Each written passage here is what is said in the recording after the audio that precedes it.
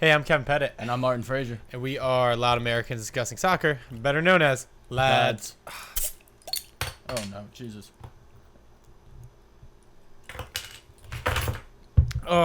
It is May 29th? It is May 29th. 2018. Okay. From Point Breeze, Philadelphia, where there was a shooting last night. We don't really talk about the neighborhood too much, but, they're definitely... I heard gunshots last night, so that's fun. And it's not your first time hearing gunshots. Or you're probably our last. No, the best time I heard gunshots, which is a weird thing to say. The best of worst of times. It was the best of times. It was the worst of times with gunshots. Tale of Two Cities or some shit? Is that? Yeah, that is. Is it? Yeah, wow, look, you're no fucking way. scholar. Yeah, I didn't even know. I was just that's guessing. by Charles Dickens. That guy. He's my favorite author. Dickens. Yeah. Dickens. Nice. So yeah, the best time I heard gunshots in Point Breeze, my girlfriend just got out of the shower. She's walking in the house. I'm like fucking off on my phone, and she just walks in. I'm like, and I just look up at her, and all I hear outside is pop, pop, pop, pop, pop, pop, pop. It was like 6 shots. So someone died. Like someone's dead. And she just looks at me, and she's from like Florida, so she like hates Philadelphia, but it's like fucking Australia down there. So it's worse than Australia. It is worse than Australia.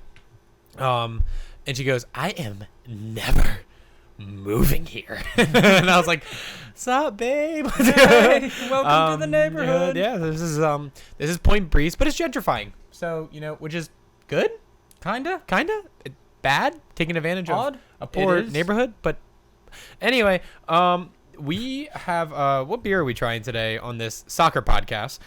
Joe IPA by 10 Barrel Brewing Company. It is an Indian Pale Ale, and it's how many percentages? 6.9%. 6.9. 69. Nice. So they're also kind of warm because I picked them up like 30 minutes ago, and they were unrefrigerated in the distributor. And it's hot as balls out. So I'm gonna cut this guy a break. What's it called in golf when you give a guy like +3 shots or some shit? Fuck, I don't know anything about golf. I don't know. I play either, three par golf courses. Those are nice. Did that. Yeah, we did. We got drunk as shit. Yeah, they said you can't bring coolers. So I remember I had to grab like a mechanic's like case. Yeah, that's right. Out of the back of my like car, like the stuff you put tools in. Yeah. And, like, what is it called? The jumper cables. I took the jumper cables and I just filled it with ice. We will always find a way. And we put Yingling in there. That was awesome. Do you remember we lasted like maybe 3 holes before we went to the Adam Sandler Happy Gilmore technique? Oh, the run up? Yeah. Oh, yeah. That didn't last long. The old people really did not like us. No. It's I like it. I like how high percentage it is. I'm glad I ate a little bit before this. I would say probably like an 8. If it was colder, I'd definitely enjoy it way more. Absolutely. I'm gonna give it an 8 too, and I'm gonna rack my brains for the rest of the podcast trying to remember what that golf term is. I have it. It's like on the tip of my tongue. I know. I got that bogey on my mind, and I know it's not bogey. Birdie, bogey, par, golf club, swing. I really don't handicap. know. A handicap. Isn't that it? I think so. Or we're handicapped. We're I'm not sure. We're definitely.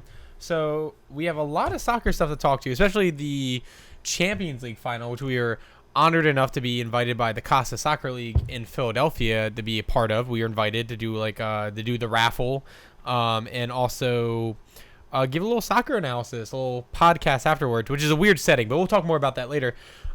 But the one thing we want to talk about that's sweeping the soccer, I guess, social media. Like, it's fucking Raheem Sterling, and it's not about Raheem Sterling missing wide open chances. It's about a tattoo, which out of anyone, like, we always consider Raheem like super soft. I mean, he's super soft. But I mean, he's super fucking talented too. I mean, he's probably top more soft than top talented. 5 player in the Premier League this year. Oh, well, I mean, at least top 10. Kevin. The guy had like 15 goals and 12 assists. That's like Kevin. better than Eden Hazard's PFA player year. He was also on. We can't. Okay, we can't get into All this. right. We can't. We just get into it. We just can't. We start bickering. We just can't It's get bad. into it. We just get too crazy. Anyway, He Raheem has a tattoo. So, and you're thinking like, oh, who's these? Like, you think of like Arnautovic or someone with like crazy fucking tattoos. Zlatan. Like someone who caused an actual controversy. No, it's Raz. So Raheem Sterling has is it an M16? It's an M16. It's like, it looks like an assault rifle. I mean, I know I'm gonna get a bunch. Kevin, I don't want to drop the Armalite. I don't want to drop the assault rifle term. We'll just say it looks like some like the rifle in fucking Fortnite, the M16, right? It's an M16 or M4, depending on the military. Whatever you want to call it. Actually, I think it might be an M4. Good call. Well, thanks. If it has a collapsible stock, it's an M4. Oh yeah. So let's just get out of the way. Like, we don't give a fuck if you have guns or not. I mean, Martin is a gun owner. We are not like anti-gun. We're not pro-gun. I guess we don't really give a shit. We're fucking soccer people, guys. Yeah, so we're not going to tell you what to think, but we will tell you that Piers Morgan is full of shit. And he's come out at Raheem Sterling saying as he's been a fucking martyr of gun control for the past 30 years, which is like, cool, Piers. Appreciate it. Thanks. Anyway, which is awesome. That's good. Like, that's like the one good thing Piers Morgan has ever done. If there's anything we can do is just to stop all these shootings, that's awesome. I'm about that. Anything we can do to control that, no one really knows how. Maybe it's the guns. I don't know. I'm not an expert in the field. I can't tell you, right, Martin? But I will tell you is someone having a tattoo of a fucking gun does not matter. And especially if it's Raheem Sterling. And if you look into the actual meeting, which Raheem Sterling posted on his Instagram story, the true meeting, it was like a black background of white letters, essentially saying that his dad died by a gun, right? Yeah. He was shot down, and he did it to honor him, and that he would never fire a gun, which is, kind of like, on Raz's thought process, I'm like, okay, like, then why would you get a tattoo of a gun? Okay, I get it because he's a right-footed player and he wants to hit, or like he scores on the right foot, so the gun is his shooting. I don't think that's it. Is it not it? I don't think so. Okay, you take it from here. I might be all over the place. Go on. I think you're a little bit wonky right now. So, like Kev said, he has a tattoo of a gun on his right foot or right leg, calf, if you want to be medically specific.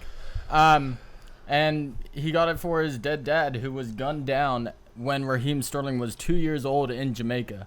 And Raheem Sterling came out and said that tattoo is not finished, which I think a lot of people are overlooking. He got that tattoo in memorial of his late father. And we posted this on Twitter today. I have a goddamn fucking gun tattoo on my fucking leg in memorial of my late grandfather. So, Piers Morgan, at me, fuck you.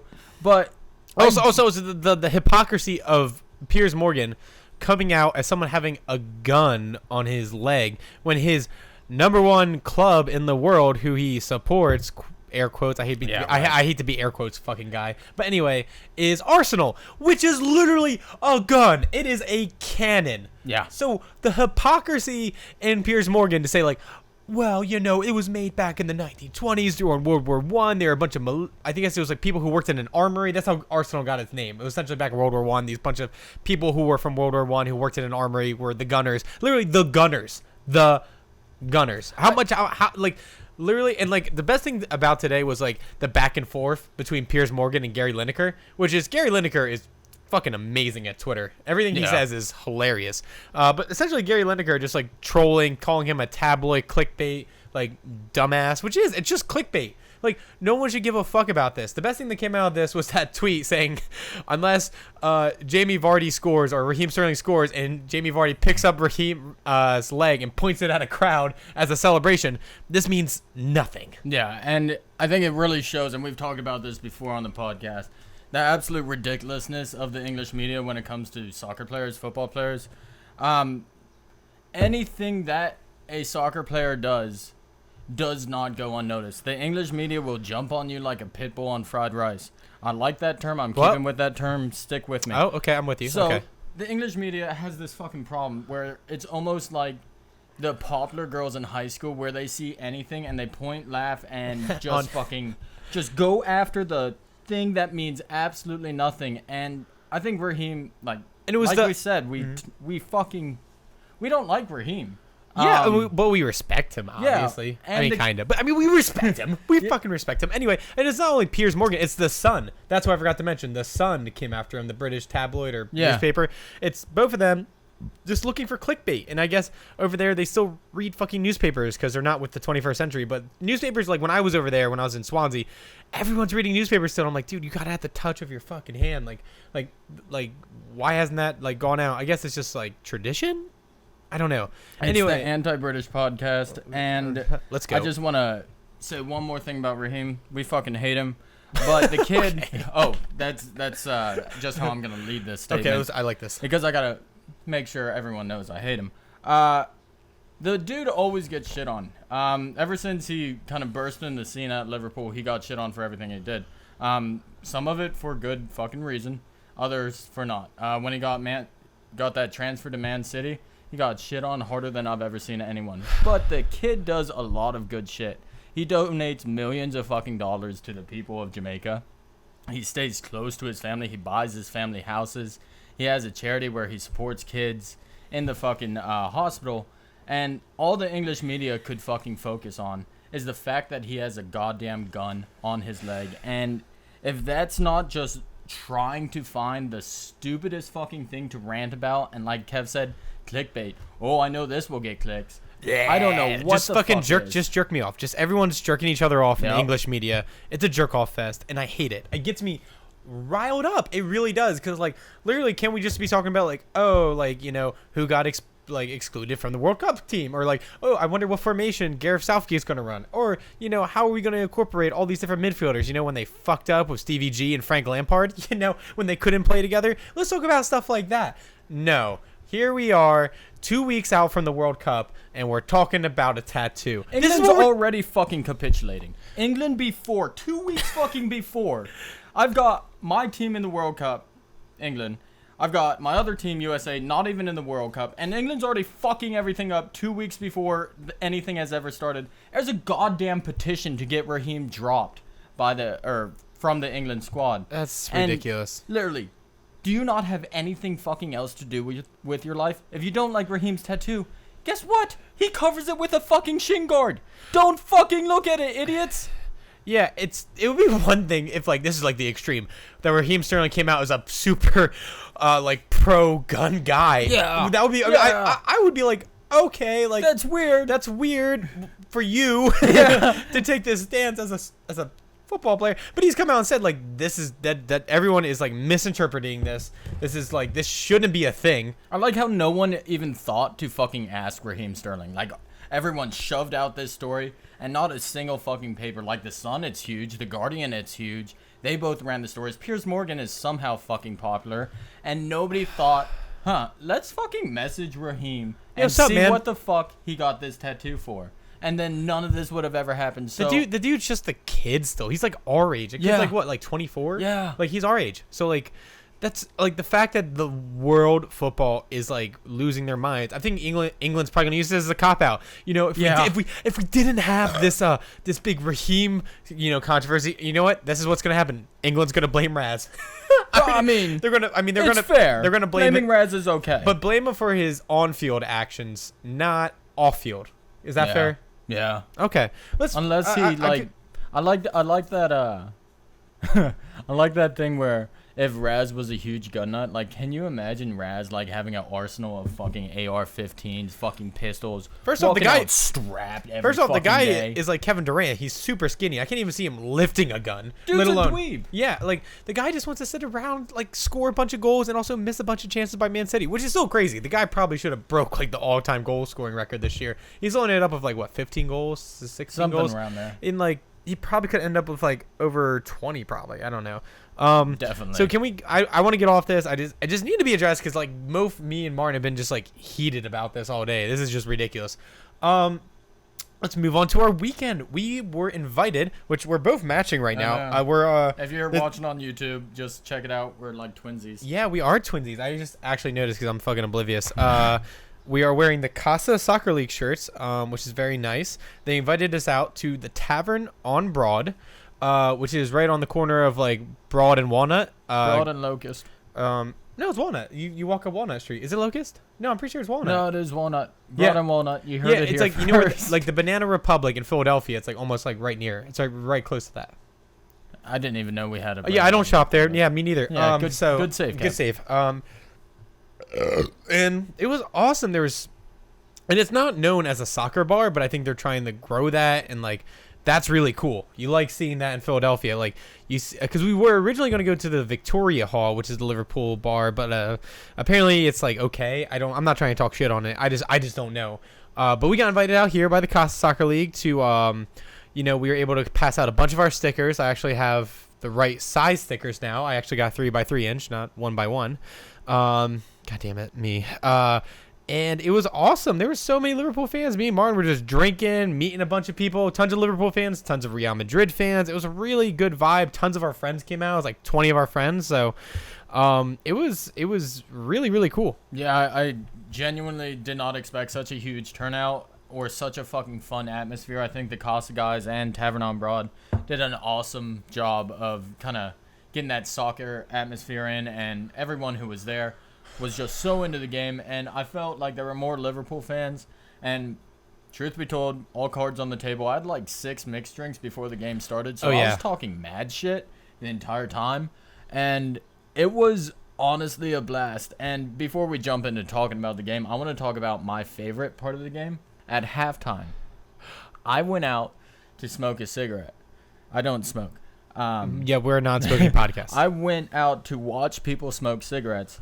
And normal actions. So I was out with like 10 or so guys, and I look across Broad Street, and who the fuck do I see but Joel Embiid and goddamn I'm so sorry, Anderson, yeah. And I know Jojo is a Real Madrid fan. I know he's a Cristiano fan. And I did this last time at the parade, at the Eagles parade. I just made a beeline to him. Yeah, and like everyone was hanging back, Jojo, and I'm like, nope, I'm going right to him. So I ran up to him. I put my fist out. I'm like, Ala Madrid, Jojo. Fucking pounds my fist that says Ala Madrid. And seriously, in that moment, I knew Real Madrid was going to win. I was like, nothing can go wrong today. Nothing's gonna stop us. Anyway, Kevin. I do a lot of karaoke. If you ever go to 12 Steps Down on a Tuesday, I will probably be there singing drunk 80s songs. Yeah, it's so weird about Joel Embiid. Just real quick, a little tangent. Like we saw him for the Eagles parade. Yeah. I was literally like looking up, and I was like, "Hey, Martin, that's Joel Embiid." He went, "What?" And like literally pushed me to the ground. And I went, "Holy shit!" And like we just chased after him. We were like, "Trust the process." And then like 2 weeks before that, I was with my girlfriend walking down Walnut Street again, and I was literally like fumbling with my phone. I'm like, "It's Joel Embiid," and my girlfriend's like, who doesn't watch sports? She's like, "Who the fuck is that?" I'm like, "It's Joel Embiid. He just lost last night at home to the Celtics in the playoffs. He had a great game, but he was." And she's like, what's wrong with you? And I'm like, I'm having a stroke. I don't understand. I think I'm having a brain aneurysm. And of course, you didn't come out with me for the cigarette. Yeah, again, I did. So, Kevin, you have horrible luck. I know. Man. I literally have the worst luck with Joel Embiid. But I think it's so cool. He's a huge soccer fan.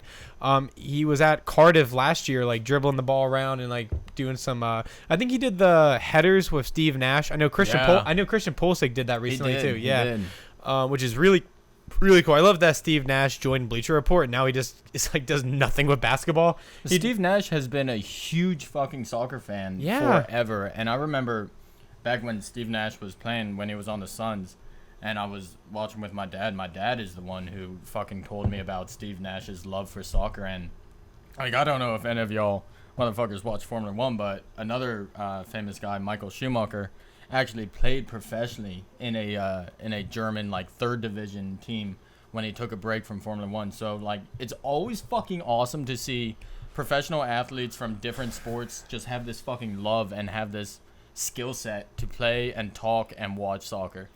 It makes me so happy. It does. I know. And Steve Nash is just such a great guy. Mm-hmm. I mean, he won 2 MVPs when probably Jordan should have won, but I'm not. This isn't a basketball debate show. That's just my 2 cents. We'll bicker about that later. I love Steve Nash. I love that he's hanging out with Christian Pulisic. Shout out to, I probably won't have time to talk about in this podcast, but shout out to the U.S. men's team winning the other day against Bolivia. And I'm gonna jump in real quick and say, how is it possible that a group of fucking 18-year-olds are somehow more impressive than our actual squad? So what I want to do, if I was coach, is kick everyone out, put in the 18-year-olds. Our next competition isn't until fucking 2020 or 2022. So why the fuck not? Get all these guys the experience. It was the miracle in Philadelphia, like the miracle on ice. A bunch of college kids, just beating Bolivia. Beat off. beat Bolivia? Yes. Beat Jack? Yes. Let's jump back to the Champions League, Tavern on Broad. We keep jumping around here. We were able to, we gave out the raffle, which one of our friends, Jay, won the year's worth of tequila. And then our other friend, Ricky, won the 50-50. And I was like looking around the room because we're not pulling the tickets. We're just being handed the tickets and reading them off to the entire bar. And I was like, oh no. We look like UEFA right now. I swear to Christ, we're not rigging this. I swear. Like, it was not us. And I'm like... we were cheering, too, so it wasn't a good look. It didn't look good, because I'm like, oh, Jay! Yeah. But then, Hindsight? Hindsight. I was about to say hyperspace thought. Fucking nerd. Solo? I didn't want to see Solo just for Donald Glover. Only Donald Glover. Yeah, I heard he steals the show. Always does. And... I was just like, oh, God, this looks really bad. Anyway, we handed out a bunch of jerseys, handed out a Champions League ball. We handed out a year's worth of tequila, which is insane. And then we did a live podcast afterwards, which I just wanted to comment on. If you were there and you saw us do a live podcast, it was a really weird setup. Like, you're just talking over the loudspeaker while after giving out a raffle. And some people there aren't there to see the podcast. They just know we're there as an afterthought. And I was telling Martin earlier, like, there are some things live that are always good. A band. Like a classic band, 80s classic rock band, like they play anyway. You're like, all right, I'll enjoy this. Sex show. Yeah, a sex show. Also great live. Like show and tell in Philadelphia. I've heard stories. I've heard stories from Dom. Yeah, our friend Dom, drunk Dom, who was there. Anyway, he wore a Barcelona jersey to Tavern on Broad, like an asshole. Like we know he is. He got a lot of shit looks. Yeah, that was awesome. Anyway, it's like my thought is like, but like some things can't be done live, like Spider-Man live on Broadway. Like that doesn't make any sense. Like I need special effects. I need him swinging around the city. I don't want to see like West Side Story of Spider-Man, you know, but it's also like a podcast live where it's like over the loudspeaker. Like if everyone's not there to see that and they're not gathering around and like interacting, it's just awkward because people tune you out. They're just like, I just want to be here and drink. Like if I was them, I'd be like, fuck off. I don't want to hear these guys talk. Yeah. Especially if I'm Liverpool fans and we're ragging on them losing. Not that like we'll get to the actual game, but like if I'm a Liverpool fan, I'm like, fuck these guys. You know what I mean? Especially when I'm wearing a Manchester United jersey and he's wearing an Arsenal jersey. Like nobody wants to hear like us just droning on about probably the biggest defeat of their year. Yeah. And like Kev brought up this awesome point. Like next time we do this, which hopefully is soon, we had such a fucking great time hanging out with everyone, talking soccer to everyone. The Costa Soccer League guys were awesome. I love them. We said we go do pickup games and they're like 5th division, their beer league, which our friend Tim is a part of. I'm like, oh yeah, let me join that league. And he was like, yo, what the hell? Like I'm in that league. And I'm like, he's like, we're still competitive. I'm like, are you? Because if you are, I'm not playing. I'll be the sub that comes on in the 89th minute and scores a hat trick. Olivier Giroud. I'll be your Olivier Giroud. Except a lot less attractive. Way less attractive. God, he's so hot. But go on, yeah. So if we do another event, we're not going to do it over the loudspeaker because some people weren't even there for the soccer game. Yeah. So like they're just there to drink and like they're just hearing us talk about this game they don't give a shit about, and it's like loud, you know what I mean? Where a band would be fine, but us, like a podcast is so hard. Yeah, and we were talking about this earlier, and we thought like a kind of happy medium here would be more of an intimate setting where we go to like a back room, take off our clothes. I mean, set up like a little desk and say, if you guys want to hear us talk, if you guys want to ask us questions about the podcast, ask questions about the game, then come with us and just have like however many people back there who are there for the podcast, here to hear all of our idiotic thoughts and to ask questions about the game. And that's kind of what we want to do next. And I think it'd be really fucking fun to do it at, another bar, another same venue. Bar. It doesn't even matter. Bar. Yeah, anything like it was actually really cool. That Saturday night, I was me and Martin got separated because of course we were just wasted. I ended up at Brauhaus Schmitz, which is a bar on South Street. It's like the German bar, like giant beers. Like you can get the Hell's lagers and you can get the boots. It's amazing. The boots. It's a great place. They have great meats. Meat sticks? Are you kidding me? Oh my god. But anyway, I was outside, not like looking at people smoking cigarettes as we always do. Good. And I saw this guy with the new Germany jersey, and it was so sick. It was like the white Germany jersey with the 4 stars. So I'm like wasted. I go up to him like, hey man, I love your jersey. Not like that, but like, hey man, I love your jersey. I have the black and red one from the 2014 World Cup with the 3 stars before they won their 4th title. World Cup. You know what I meant. And he's like, oh, thank you so much, man. I actually own this place. My name is Doug. I'm the owner of Brauhaus Schmitz. I'm like, no fucking way. And he was like, yeah, we do all these events here. He showed me pictures from the 2014 World Cup where they blocked off South Street, which was super cool. And he was like, and I was like, here, take stickers. We did a live podcast today. We want to and he was like, oh yeah, you should come do events with us and like come out to Bundesliga games in the morning. I ended up meeting like a ton of other soccer guys there, and it is a great bar. I mean, it can get like obviously pricey because you're getting a giant liter of really nice German beer. I mean, you're going to get what you're paying for. You know what I mean? Yeah, I mean, I can't count the amount of times I've had like 2 beers there and then walked out with Kevin or someone else and just been like, oh my, this brings me back. Yeah. But it's such a fucking awesome experience to meet other soccer fans, especially in the city of Philadelphia, at bars, at venues, all that shit. And I just wanted to give a huge fucking thanks to Tavern on Broad, to Casa Soccer League, for everything that they did for us, for inviting us out and giving us a great fucking time. So shout out to y'all. And thanks, fam. Let's go Real Madrid. Okay, are we talking about the game now? I think it's about time. So we have Real Madrid versus Liverpool. So going into this game, let's talk about our predictions. Ooh. I predicted. Ooh. Okay, I already know I'm about to get the shit. Yeah. I picked Liverpool 3-2 because I thought really Liverpool on their best day could beat any team in the world. Martin, please tell me what you predicted. Well, the genius, the son of God, the Messiah, the genius, Albert Einstein reincarnate, me. I picked Liverpool 1, Real Madrid 3. And, like, honestly, you can bow down to me now, Kevin. Do you want to just shake my hand? No, I don't want to shake your hand. I don't even want to look at you. Here. Just okay. That was high five. He high fived himself like a fucking loser. That's anyway, fake news, guys. So anyway, I was going into the game thinking like, okay, and I wasn't even thinking about Karius, which we'll get to, but I was thinking like Robertson has to be amazing, Alexander-Arnold has to be amazing, just the back four has to be amazing, and also like Robertson has to be able to cover like Ronaldo obviously and stay toe to toe with him, and like shutting down Marcelo so he can get forward. There's a couple things, but the last thing I kind of thought about, because Karius has been so, I'm not going to say really good, but he's been good enough the past couple weeks, right? To finally get by. But then you look at the Roma game where tons of goals got let in. It kind of makes sense how this all ended up. So I was thinking like, all right, Mohamed Salah is going to have the game of his life.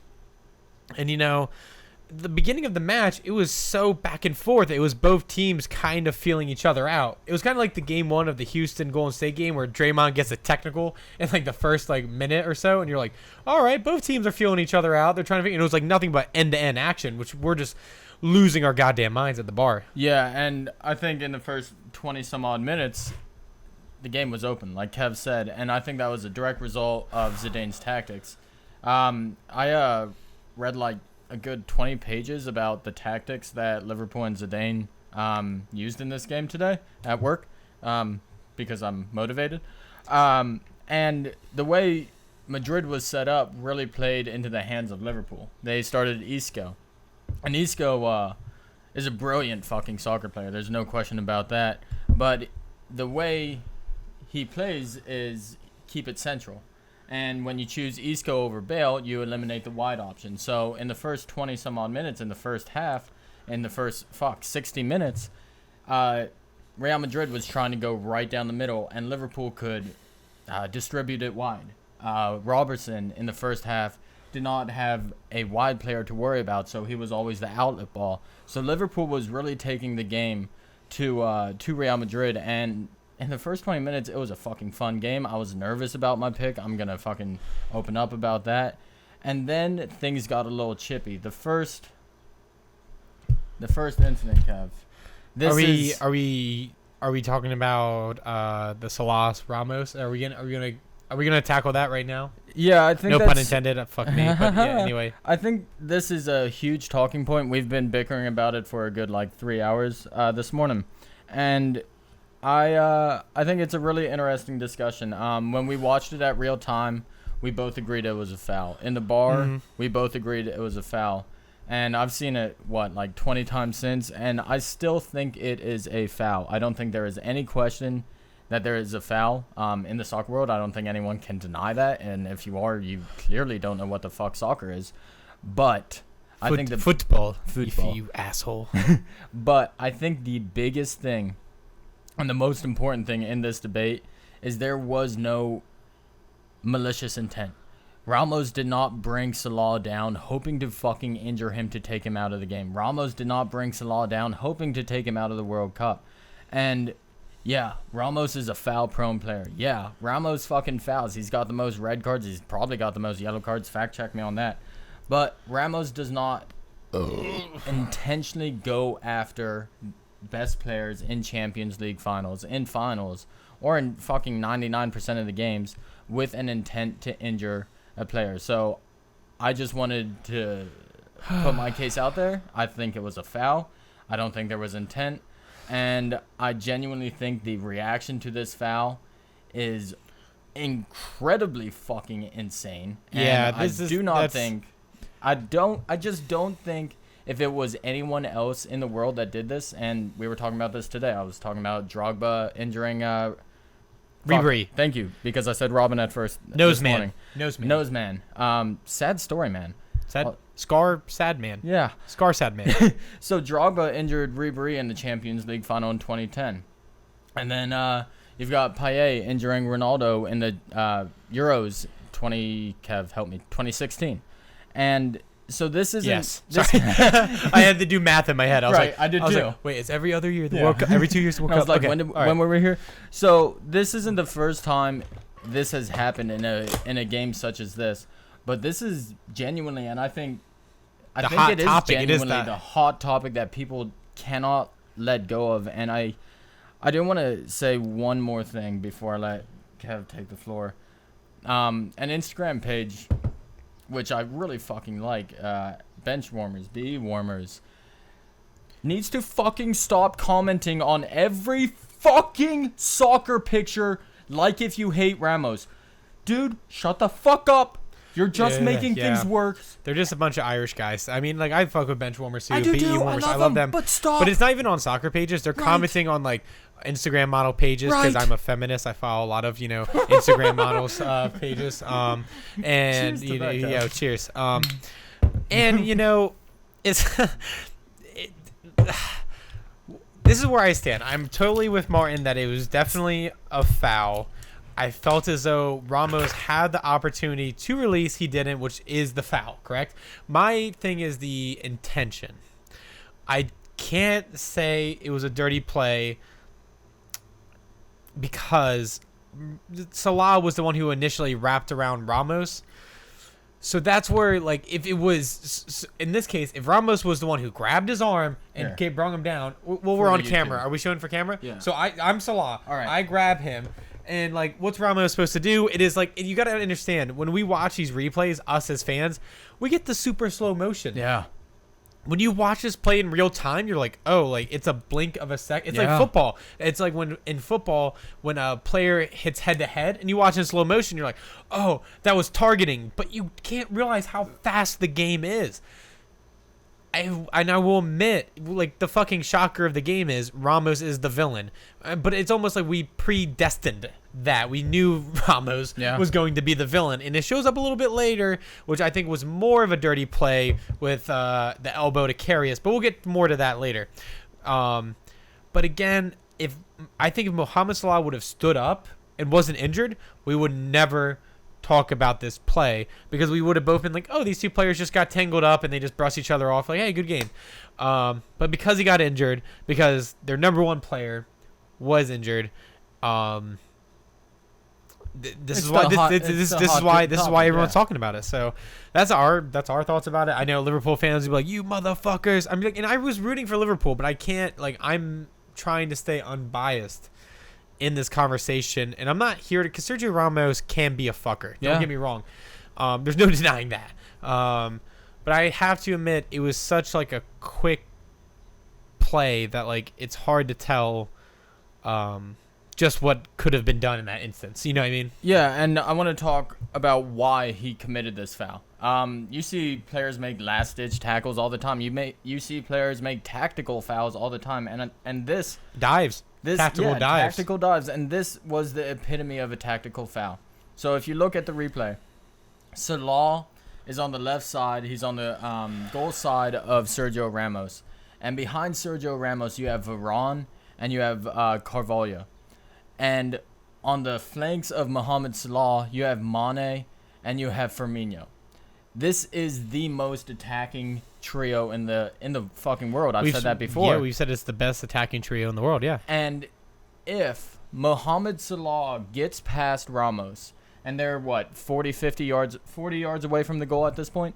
If Mohamed Salah gets past Ramos, it's 3-on-2, and probably, arguably, their two worst defenders. Real Madrid's two worst defenders against the best attack in the world right now. So Ramos, being the fucking veteran that he is, knows he has to commit a foul. The second that they locked arms, the second that they brushed up against each other, elbowed each other, which is perfectly legal to lock arms to tussle, Sergio knows he has to commit a foul. Now, we've said it before. He took him down on purpose. There's no denying that. But there was no fucking intent to injure. The second they locked arms, Sergio was pushing in to Salah. Salah was pushing in to Ramos. They were going to go the fuck down, and Sergio committed to that foul. And I think, rightfully so, if a center back does not take one for his team, if a center back does not put the team above himself in that situation to risk his reputation, to risk his fucking standing, to risk the critics blasting him like Ramos did, then truly I don't want that center back on my team. And I think Ramos knew that he had to foul Salah. And there isn't anything wrong with that.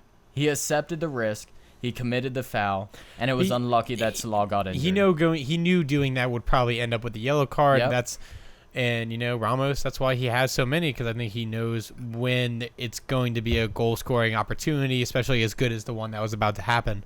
It was just like, I just felt so sorry for Liverpool fans in that instant when you saw Mohamed Salah crying, knowing, because it's like, like when Gordon Hayward broke his, what's it called, or tore his ACL, was it? Yeah. You saw immediately his face, like he knew he was fucked. And you saw that face on Mohamed Salah when he grabbed his shoulder, and you were just like, he's out of the game. And the first person to come to him and comfort him was Ronaldo. Which was fucking sick. I did not expect that. And me and Martin both looked at each other. We were both like, it's just like the Euros when, he knew that feeling coming out of a final. Mm-hmm. And it was like so heart-touching. It was pure class by Ronaldo. We get into debates about the GOAT, but I can't help but appreciate that moment for Ronaldo coming to comfort him in that time. But yeah, and it's great to hear that Mohamed Salah says allegedly that he will be healthy for the World Cup, which is great for Egypt. I know all the hearts in Egypt must have sunk when they saw him walking off injured, but I'm glad to hear that he's going to fight to be healthy for the World Cup. Yeah, and I guess that is the silver lining of this, because nobody is fucking cheering this injury on. I don't even think the Uber Real Madrid fans are cheering this injury on. It took away from the game. It really did, because Mohamed Salah, at the end of the day, is the best player. He is the reason why Liverpool has made it this far. He is the reason why Liverpool was still a threat to Real Madrid. That's why everyone, they have Salah. I think there's a chance. Right. Yeah. And so for him to go out in that fashion it is really unfortunate.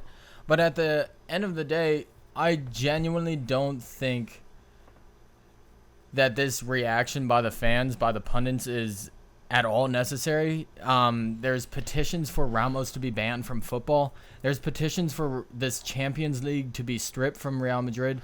And it's not happening. That's just absolute ridiculousness. And I think one thing I want to say before we move on in this game is shout the fuck out to Liverpool, their staff, their manager, their players, for fucking being respectful, for taking this in the high road. Yeah, taking the high road. And you don't hear a single fucking Liverpool player, you don't hear a single fucking Liverpool staff member say, well, if Sergio Ramos didn't injure Salah, we would have lost. If Sergio Ramos wasn't a piece of shit, we wouldn't have lost. So fucking shout out to them for being humble and lost. Yeah, shout out to Jurgen Klopp the next morning being up at 6 a.m.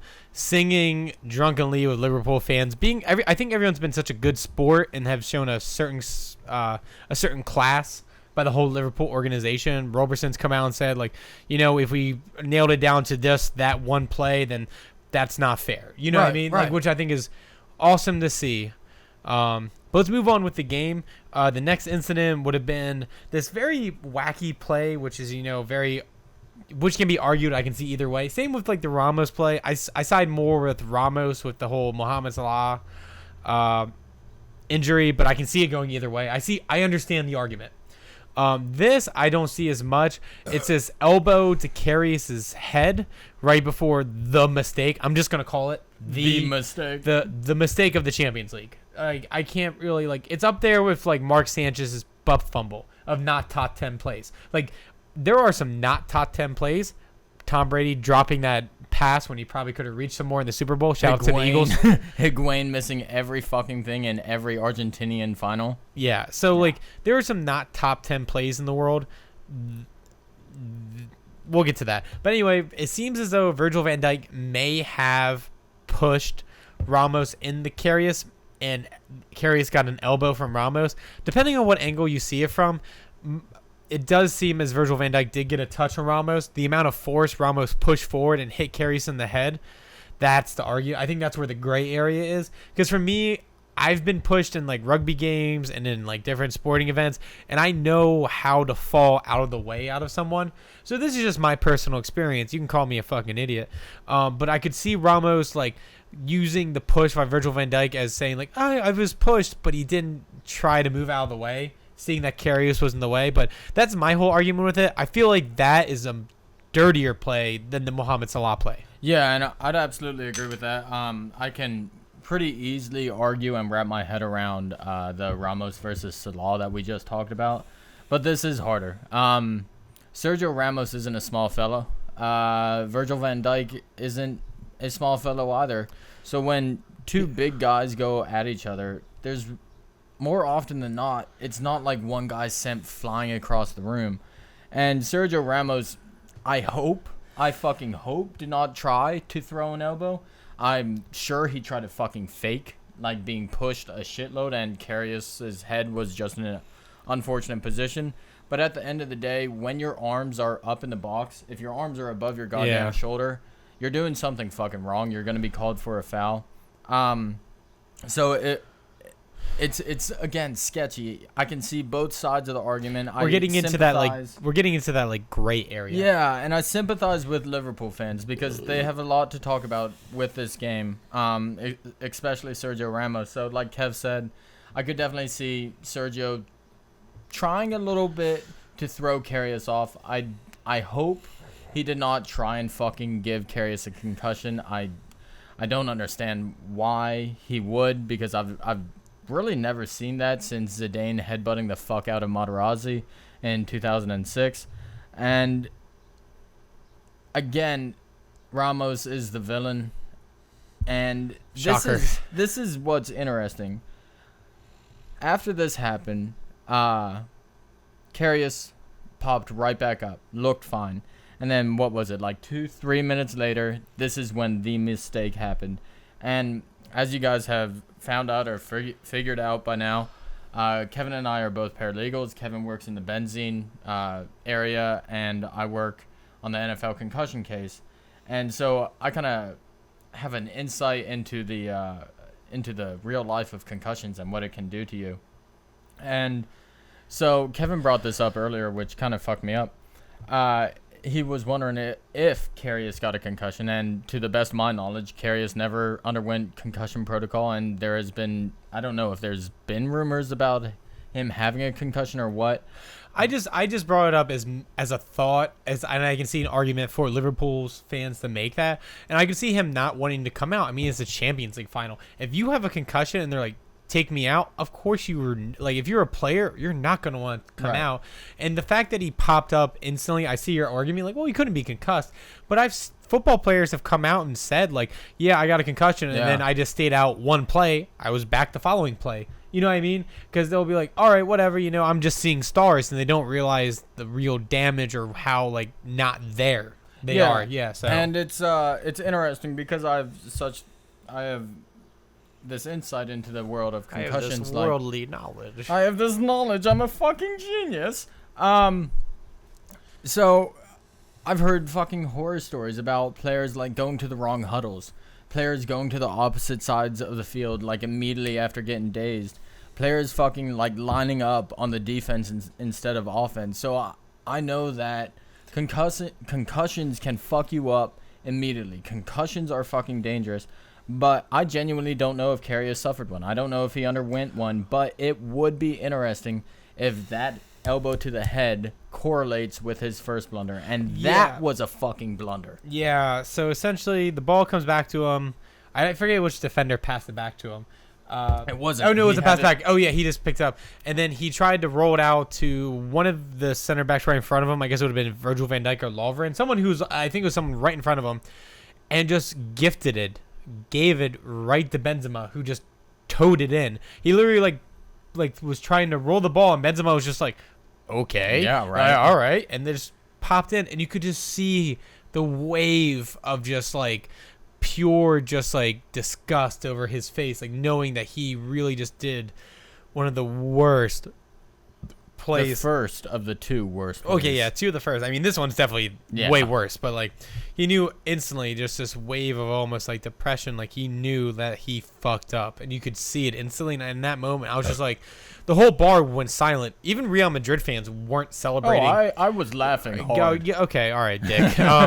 Even like Real Madrid fans were like sympathetic because they knew that's gonna haunt him. Like all the tweets coming out like immediately were like, well, this is the last time you're going to see Karius in a Liverpool jersey, and I honestly believe that. I don't like the rumors are that Liverpool are not playing around this summer. They've already signed Fabinho and Chieta, which was a year before, which they had to wait a weird year loan. I still don't understand that, but I don't know. Fine. Speaking of, hold on, sorry to cut in. Speaking of those two things, because I am a salty Manchester United fan. I saw a Bleacher Report thing when Fabinho was confirmed to go to Liverpool, and I commented on it. Is he going to play in goal? And it pissed quite a bit of Liverpool fans off. Kenny Clark actually commented on it. Oh, did he really? Yeah. He said I was too salty. Oh, Jesus Christ. That was a real dick move, Mark, but I love it. Thank you. That's some banter, as the Brits would say, but anti-British podcast. Anyway,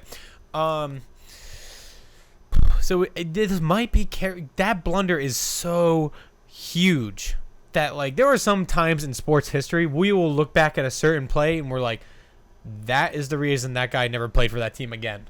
I can't think off the top of my head, but there has been instances where you have seen a player make a move and you're like, well, he's never playing on that team again because it's so significant and it's in such the worst like circumstance, the worst timing, usually in a final. So it was just so everyone's jaw just dropped like, oh my God. But the play that followed it gave Liverpool hope.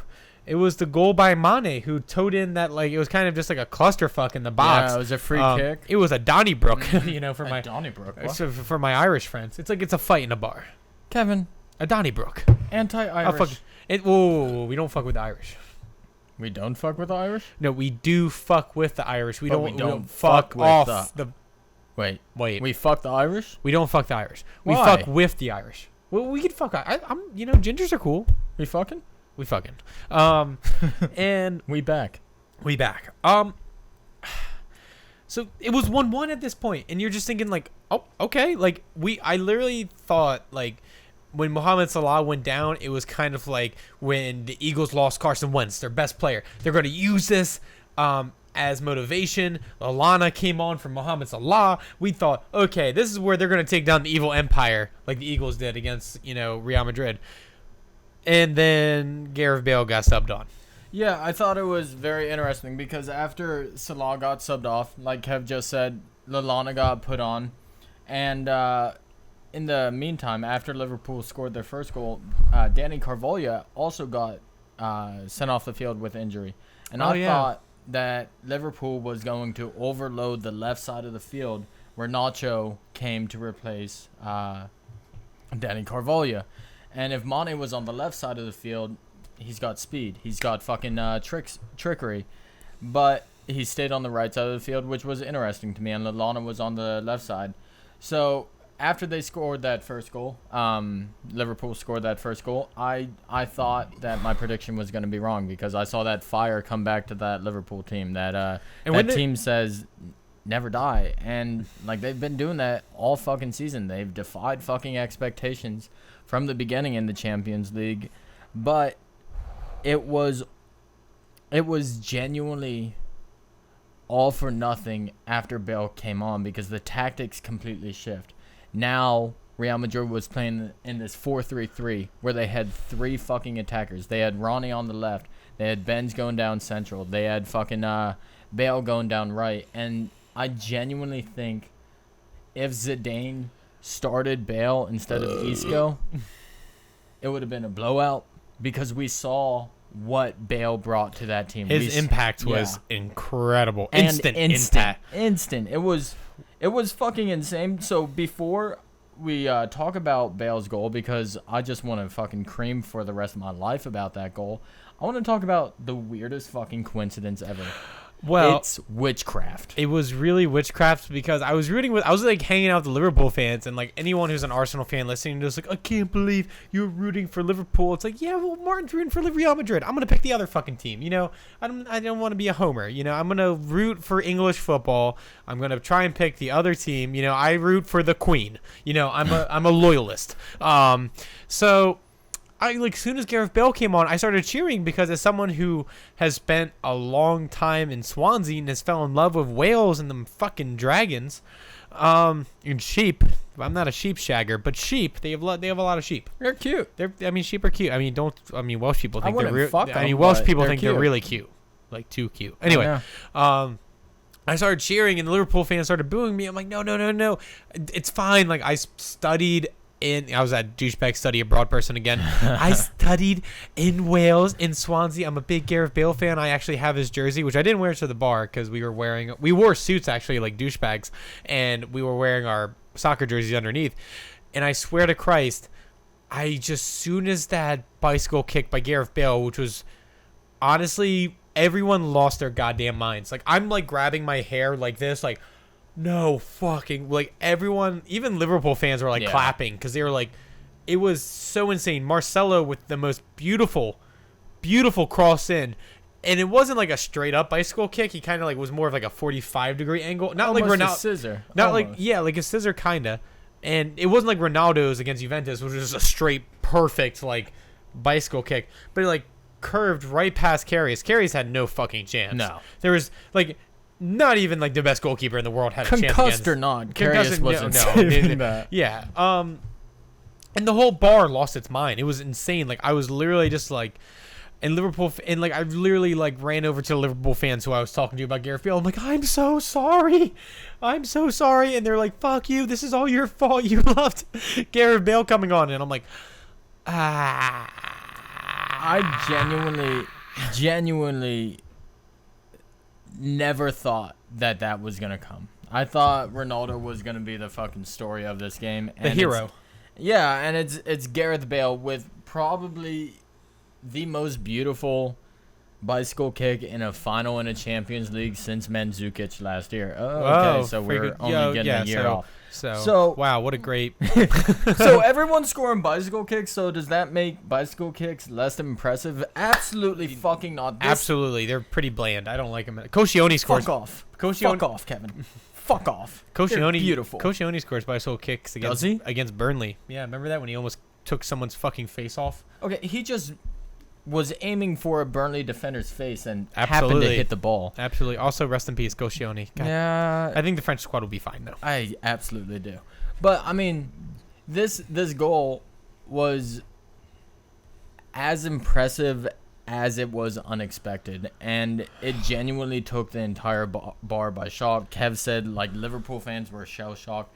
Real Madrid fans and people rooting for Real Madrid were just in fucking heaven, and I put money on Real Madrid, so I was genuinely an asshole to every single Liverpool fan in there, and I apologize. Not I can really. second Go that. fuck yourself. I can second that. I was there. He was a very big dick. It was Big just, dick. it literally took the soul out of every Liverpool fan in the stadium, in the world. It literally just ripped the soul out of every fan, and I could just feel the decompression.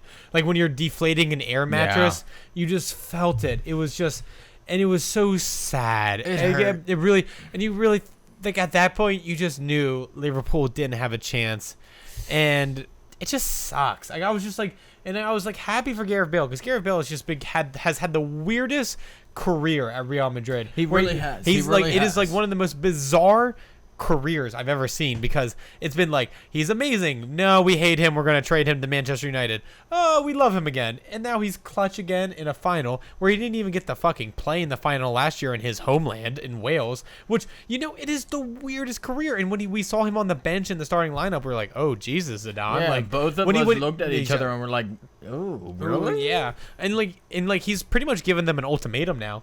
Even though, Ronaldo also came out, was like, it's been great playing for Real Madrid. And then at the victory parade, Ronaldo's like, just kidding, I'm here to stay. And it was like, I hate this ambiguity. That's a fucking essay. That is a tough word. I hate this with soccer players do. Like, Griezmann's doing it now. All these players are doing this, weird, the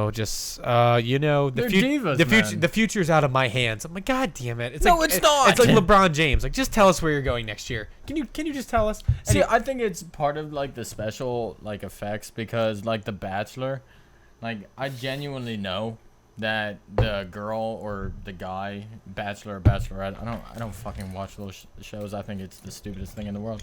But you don't believe in true love? Absolutely not. Yeah, me neither. It's all fake love. Yeah, it is. But I really think Gareth Bale's career at Real Madrid has been so fucking interesting. Like Kev said, we hate him, we love him. We hate him, we love him. But the way he's played when he has played has just been phenomenal. And this is genuinely the probable height of his career, to score not only the winning goal in a Champions League final, but top it off. Just top it off with the most beautiful fucking scissor/bicycle kick in the same minute and second as Ronaldo. The man channeled some witchcraft from Wales. I know Macbeth was set in Wales, so I think that was it really? Deal. I don't know. I just know okay. That sounded good though. I thought it was Scotland. Yeah, Scotland. Craig Burley. So yeah, and then Bale decided to rip out the soul out of Liverpool fans even more. Karius makes another mistake. Shocker. Drops the ball back in the back of the fucking net. Karius is on suicide watch as we speak. He came out and tweeted right after the game, thoughts and prayers. Thank you guys so much. We're gonna be there next year. I know for a fucking fact he won't be there next year, because he will not be on Liverpool. Can I say something real quick about Karius? Because I feel so bad. He is I'm super sad for this guy. Have you ever seen a beaten dog? Because that's what I feel he is. Because I genuinely fucking hate Liverpool with all my heart. I genuinely fucking hate Karius with all my heart. But when he tweeted that out, when he put it on Instagram, when he made those mistakes, I shit you not, I was just like, no, I'm so sorry, bro. Yo, I feel like a dickhead, but I don't really give money to when you pass, because I've passed so many homeless people in Philadelphia. I'm getting to the point. But when they have an animal with them, I literally go up to him and I give him $1 or $2. Sometimes I give this guy, because he had a cat and it looked like Theodore, my cat, and I said, go pay for food for I was like, go pay for food and litter for this cat. 6th and Chestnut? And he was like, yes, 6th and Chestnut. Yeah, you know what I'm talking about. I give him money all the time. You give him money? Yeah, and it's for the fucking cat. Yeah, literally, I went up to him and I was like, dude, go take care of this cat. I don't give a fuck about you. When you care about that, more about animals than people. But anyway, I was just because it just I'm so sad for Karius. I feel so bad for the organization, because he's up to this point, he's been pretty good. Yeah, he finally was good. He was finally consistent, and in one game he blew it all. It's just, But now the game's over. Now, Martin, I want to present this to you. This is another one of the biggest what if games. This is what sports fans like us sports debaters, sports masturbators all want to talk about is the what if. Like, Mohamed Salah, if he would have played, what if? Could have Liverpool still won? It's the same. Before we go, it's like, oh, what if like Kyrie Irving, Gordon Hayward were healthy for Boston this year against LeBron? What if Malcolm Butler played for the Patriots in the Super Bowl? What if? What if Kyrie wasn't hurt in 2015 when the Cavs and the Warriors first played? When LeBron still took them to a bunch of games before they figured out to play Iguodala in defense. I'm just saying, in the sports like world, we love these what ifs. Yeah. And do you think this is one of those big like, oh my god, what ifs? I really don't. I know what ifs are genuinely like crack cocaine for the sports world. You can't stop fucking thinking about it. You can't stop talking about it. You can't stop blogging about it. Yada yada yada. But I think Mohamed Salah definitely had an impact on the game, but at the end of the fucking day, Real Madrid would have won. The more deserving team. The more deserving team. The more talented. More experienced. The more talented. And you know what? At the end of the day, I've been saying this since the fucking beginning. Defense wins championships. Who has the better goalie? Who has the better defense? Oh, yeah, we didn't even talk about Navas. Yeah. We were like, Navas is good, confirmed. Like, we were all the time. We said that like 8 times. We're like, Navas is good. Well, Karius had that one punch out in the beginning of the game. Right. We were like, oh, Karius is good, confirmed. And then when he did that fuck up, we were like, Karius is not good, unconfirmed. We've confirmed he is not good anymore. Yeah. It is... Navas had a fucking phenomenal game. It's so great to see that old man still just kicking. He's like, De Gea's not coming yet, motherfucker. Like, we're not doing it yet. He was on the Champions League team of the season, so fucking huge shout out to Keylor Navas. But I want to bring up one more point before we go on to next year. I think that all these quote-unquote controversies, all these quote-unquote talking points, hot seats, yada, yada, yada, have taken away from what Real Madrid has done. Real Madrid made history. They made fucking history last year. They made history 365 days. We're going back to back. To back. And now they made history yet again. No fucking team ever has gone back to back. Real Madrid has just gone back to back to back. They are three-peat fucking champions, and I genuinely do not think anything should be taken away from that. Like, motherfuckers. I know. I feel like they are three-peat fucking champions winners. I feel like a lot of people are trying to put asterisks next to this game, and you shouldn't. I mean, they definitely have shown that they have been the best team in the Champions League. And a lot of the arguments in the past couple wins that they've had is like, oh, they haven't played anyone. They beat PSG, right? Mm-hmm. They beat Juventus. Mm-hmm. They beat Bayern. Mm-hmm. And then they went and beat fucking Liverpool. They've played top talent and have come up on top. Again, people are going to be hitting up the fucking comment section saying like, but UEFA is rigged, the referees. But you can't play that many teams and it always be the referees, right? Like, yeah, that is and 3 of the 4 games that Kev just mentioned, they were 2 legs. They beat them. The better team always wins over 2 legs. Yeah, and they beat top fucking talent this year. And fuck, we've said it before. Last year when they were in the Champions League, they did not beat top talent. This year, I feel, is more deserving of recognition, not less deserving. And yeah, all the fucking hoopla is about the Salah injury, but like we said earlier, like Robertson said, like Liverpool has said, if we narrow the game, if we narrow this down to 1 second, to 1 foul, that's just an excuse. Real Madrid has done the impossible twice in a fucking row with an aging squad. So, fucking congratulations to Real Madrid. Yeah, congratulations to Zidane. And congratulations to Cristiano Ronaldo for being the top goal scorer in the Champions League for the 3rd year running at the age of 34. So, fuck yeah, Real Madrid. I also want to say congratulations to Liverpool. Yes. Yeah, I think they've definitely, almost like the Celtics this year, got somewhere where they, like, how the Celtics got to the Eastern Conference Finals. No one thought they were going to make it without their stars. No one reasonably thought Liverpool was going to make it to the Champions League final, or at least have a fighting chance. So congratulations, Liverpool. You've had one of the most exciting years of football in terms of how you play with one of the most exciting players of a lifetime, Mohamed Salah. don't take this too hard. I feel like you guys are gonna make some corrections. I definitely think you're going to be, in terms of pick for next year in the Premier League, I'm putting you up there of 1 and 2. I think it's going to be you and United. Bold, Kev. No. I'm saying that now. I gotta wait till summer transfer, so I'm not making my pick yet. But the reason is it's so hard to go back to back in the Premier League. I'm leaving City out of it. City will probably be second or third. That doesn't leave me alone because I feel like they're gonna be trying to pursue Champions League glory.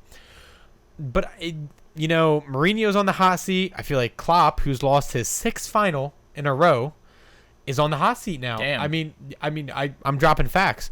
I'm just saying. I feel like Liverpool is gonna. Yeah, he's lost Champions League finals. He's lost Europa League finals to Sevilla. He's lost the Copel Cup or whatever. The DFK Pokal. Yes. League Cup. He lost to Southampton. I believe he lost the League Cup. I know that.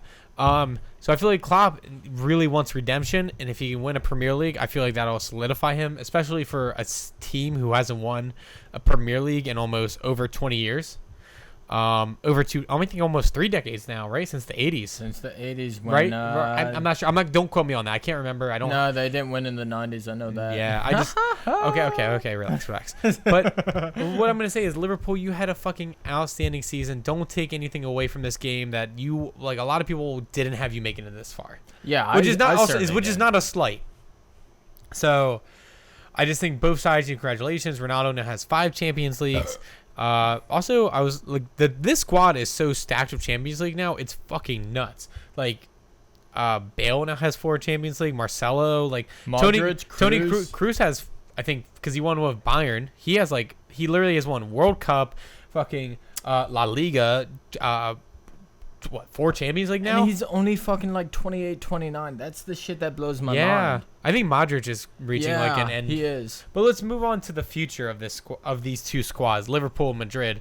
I think Liverpool is being very aggressive, which I love. They've already signed Fabinho, who's been one of the most targeted midfielders of this transfer season. Got him even before the World Cup starts. And then the big rumor is Oblak. Are they going to do the $100 million clause for a goalkeeper? I didn't even see that. I saw. Yeah, they're trying to go after Alisson from Roma. No, they're trying to go after Atletico Madrid. Kevin, for Arsenal's sake, for Manchester United's sake, we can't have this. We can't have Liverpool have a good goalkeeper. Just fucking take Oblak. Pay whatever you want. Arsenal, pay fucking 250 million. Break the transfer fee for Jan Oblak. Unai, plus. Unai, please. Please. Yeah, it seems like Liverpool is going to be super aggressive. They won it because they saw how close they came this year. They came within 90 minutes of winning European glory. Just think about that. So they know they're this close. If they can just wrap up their defense, because they know they can score goals. So I think unless they lose a couple players this unless PSG signs Mohamed Salah, imagine, or Real Madrid. Oh, fuck me. Oh, my God, Real Madrid. Speaking of Madrid, can they do the 4-peat? I genuinely want to hear your answer for this. I'm not going to doubt them. It's like LeBron reaching the NBA Finals. I'm not going to doubt Real Madrid till it happens. Because every time I bet against them in the past 3 years, I've been wrong. I'm like, all right, they can't possibly win back-to-back. Nope, they can't possibly win the 3-peat, and they just shove it right down my fucking face. So I'm not going to doubt it. Just like LeBron making the NBA Finals, I'm not going to doubt them until they fuck up. But they do have such an aging squad. But the fountain of youth, the Ponce de Leon, right? Is that the fountain of youth guy? Thank you. Yeah, Spanish, Portuguese, right? Or is he Portuguese? Oh God. Watch Pirates of the Caribbean. Anyway, Ponce de Leon. Ponce de Leon. Ponce de Leon. I don't even know his first name. The lion's pants. I think that's what that translates to. I think you're absolutely right. Thank you. Yeah. I mean, I keep thinking Ronaldo's going to lose a step, and he's not. And Modric is still doing great. Tony Kroos, they have young talent. Tony Kroos, Bale shows up when he needs to. And Sergio Ramos, who's pretty much fucking ancient at this point, is still phenomenal. Same with Piqué, but like I'm just talking Spanish center backs. Marcelo is still phenomenal. They have Casemiro, Asensio, I mean, Carvajal. I mean, their squad is so nice. My question to you, Martin, and I raised this to Anthony Chopa, who was on our last podcast. who is better? This current Real Madrid squad, who has won 3 this year's Real Madrid squad? This general squad okay. of Real Madrid with Ronaldo, who have won 3, has won the three-peat, has won 4 out of the last 5 years, the Champions League. Mm-hmm. Is this squad better than the Galacticos, who only won 1 Champions League? I think individually the Galacticos were better. I genuinely don't think you can deny that. When you have a team with Raul, you have a team with Zidane, you have a team with Bex, you have a team with Kaká, you have such a great team full of individual talent and like Roberto Carlos. Yeah, Roberto Carlos. God, and you cannot take anything away from this OG Real Madrid squad, if you want to call them that. But as a team, as a unit, as a fucking hammer in the Champions League, a hammer in the La Liga last year, if I had to take a team to the Champions League final, if I had to choose between the 2001 through 2007 squad or the 2011 through present whenever day, Ronaldo showed up. Right, 2010 or 2009. No, I'm just saying, yeah. I would pick this squad over them. I think they are a better collective group, and I genuinely think... Better manager. Yeah, I genuinely think Zidane has absolutely proven himself because, he has a fantastic team. He has so much talent on the team, but at the end of the day, Ronaldo's not pulling the strings. Ramos isn't pulling the strings. Zidane's the one making these tactical substitutions. Zidane is the one who is pulling the fucking strings. And look, this is Zidane's 3rd year at the club. What has he won? He's won 1 La Liga and 3 straight Champions League. Fucking... And this is weird to say. This is really weird to say because tactically I don't think he is the best coach. But when you take in wins, you take in trophies, you take in legacy, controlling the biggest egos in soccer, I think he's the fucking best coach. Embrace debate. Zidane is a better manager than he was a player. Ooh. Is Zidane a better manager than he was a player? Ooh. See, I didn't watch Zidane week in, week out. I'm just fucking around. I have no idea. I mean, he's hold on. No, this is gonna keep me up all night. Fuck me. I know. He goes down as a top 10 player, but I mean, a guy who could go fucking down as a top 10 manager too. Easily. 3 fucking Pete guys. We said Luis Enrique could go down as one, and he won the treble. This guy's won 3 fucking, and he won the double last year. Mm-hmm. So, is Zidane a better manager than he was a player? And I think we should leave the audience with that. I think that's good. Kisses. Hey, we just want to say you guys can find us on Spotify, iTunes, iHeartRadio, fucking Google Play, all sorts of places, and StadiumScene.tv. You can find us there, or StadiumScene.com, where you can find the best restaurants, bars, parking for your best sporting events. And Martin, where you can find them on StadiumScene.tv, right? That was rough. That was the worst. That was the worst plug-in. That was the worst plug-in I've ever done. I was just gonna let you run with that and hoping that you weren't gonna call me. Yeah, you can find us on StadiumScene.tv. You can listen to our podcast, watch our videos, read our blogs, and listen to a lot of other cool fucking podcasts. So go check them out. Go check us out. We're on Twitter. You can find us at lads_podcast. Instagram, Lads Podcast. Facebook, Loud Americans Discussing Soccer. Just search either or. Give us a subscription. Tell your friends about us. Rate us. If you don't, I won't know. So thank you guys. Have a good night.